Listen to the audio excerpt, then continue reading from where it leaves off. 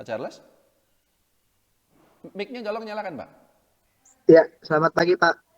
Ya, silakan. Saya punya BNI di harga 5.250. Apa saya mau boleh beli sekarang ini atau nanti tunggu Maksudnya beli rate lagi issue? gitu, average down gitu. Iya, iya, Oh. iya Pak. Apa yang Pak Charles dengar tentang rencana reg isunya? Apa yang Pak Charles dengar dari berita atau dari manapun? Untuk penambahan modal inti ya Pak. Bukan, maksudnya kapan itu dilaksanakan? Harga berapa? Udah tahu belum? Belum tahu Pak. Kemungkinan katanya di tahun 2022. 2022, oke. Oke. Oke, saya jawab ya. Iya, makasih. Nah, begini. Pertama kita lihat dulu ke apa namanya pengumuman resmi dari BNI itu sendiri. Sebentar saya kita lihat di sini. Pengumuman, lalu BBNI, nah ini di sini.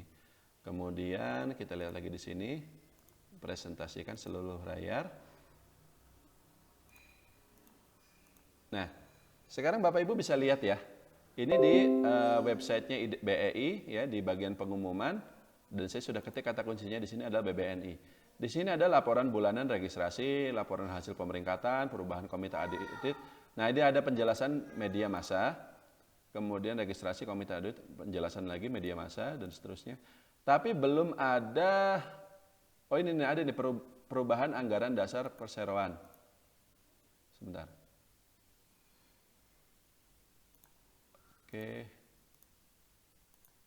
Sebentar kita lihat dulu.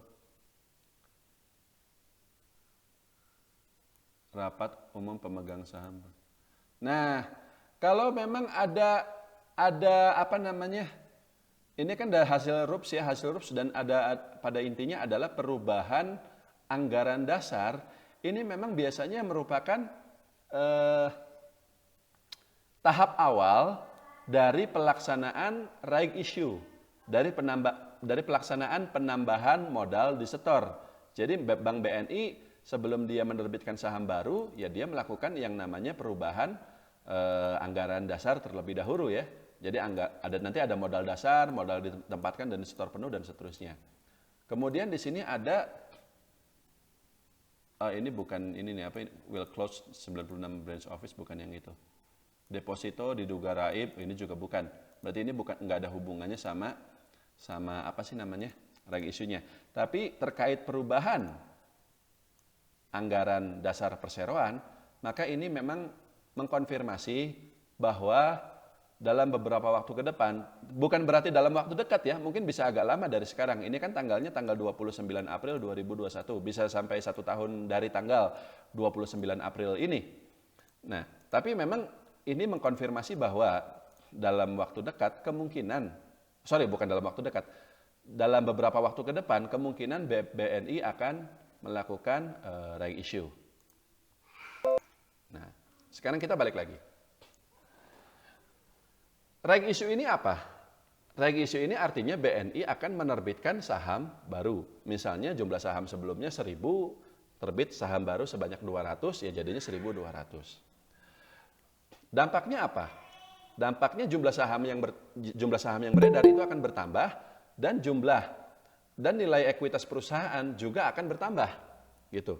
Dan kalau kita tidak menebus saham baru tersebut, maka kepemilikan kita akan terdilusi. Terdilusi itu bukan berarti jumlah saham kita akan berkurang. Tadinya 10 lot jadi 9 lot, bukan begitu. Tapi secara persentase kepemilikan kita terhadap BNI itu akan berkurang. Kalau bagi retail itu tidak berpengaruh sebenarnya Pak. Kenapa? Ya Pak Charles atau saya atau siapapun beli saham BNI, apakah kita pegang 1% gitu sahamnya? Enggak mungkin kan, 0,00000 berapa persen gitu kan, iya kan? Karena itu BNI itu perusahaan yang gede banget, kita mau belinya 1 miliar, 2 miliar, tetap aja nggak kerasa, gitu loh. Jadi terdilusi ini hanya berkurang kepemilikannya, persentase kepemilikannya. Tapi kalau persentase kepemilikan kita sejak awal sangat kecil terhadap perusahaan tersebut, ya nggak ngaruh, nggak masalah sebenarnya. Nah, yang jadi masalah adalah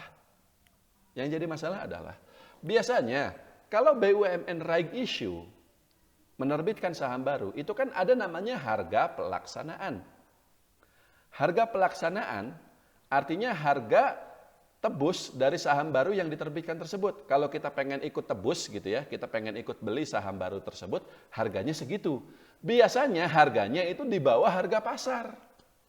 Jadi kalau harganya 5.000, maka harga right issue-nya, harga saham BNI sekarang misalnya 5.000, harga right issue-nya itu mungkin 4.500. Itulah yang bikin kemudian saham-saham yang diisukan akan right issue ini pada turun. Kenapa?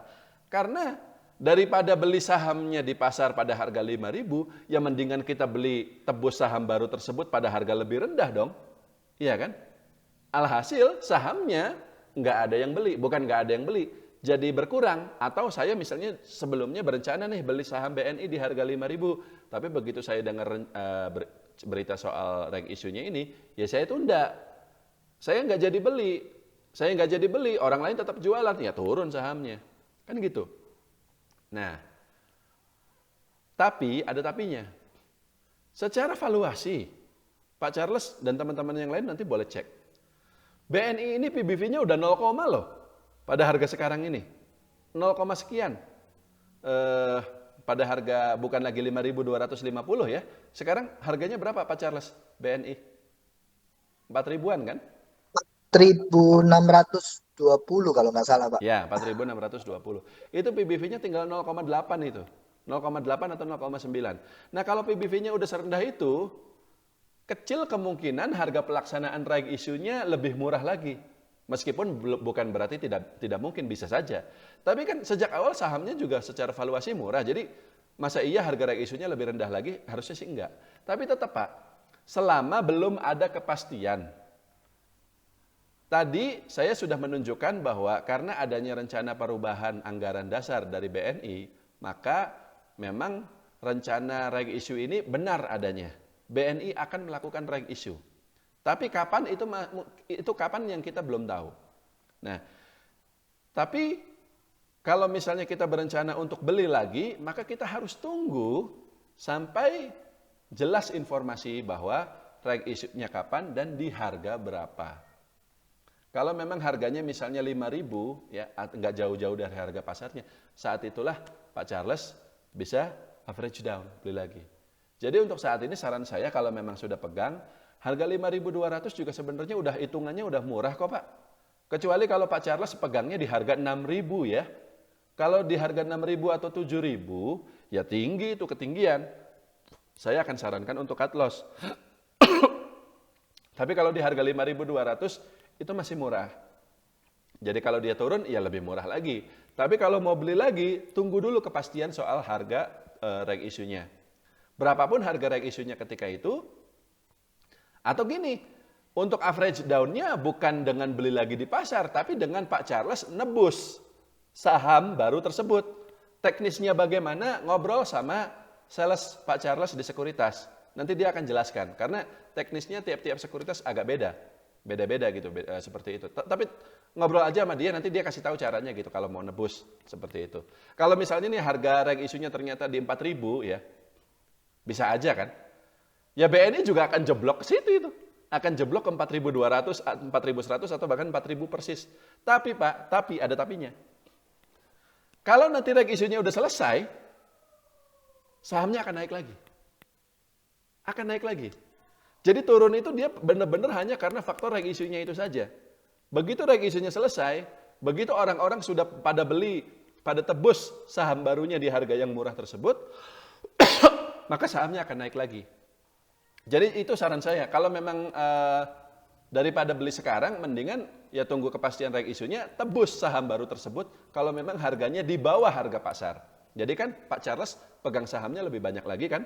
Nah setelah itu biasanya sahamnya langsung naik. Nggak ada 1 bulan, nggak ada 2 bulan, sejak reg isunya selesai, sahamnya akan langsung naik. Kalau memang nggak ada masalah lain ya. Dan memang BNI ini nggak ada masalah apa-apa kok. Ya cuma reg isu doang gitu, seperti itu. Kinerjanya dalam jangka panjang kita bisa berharap masih akan bagus. Masih akan bagus, seperti itu. Kurang lebih seperti itu Pak Charles, sudah cukup? Ya cukup Pak. Terima kasih Pak.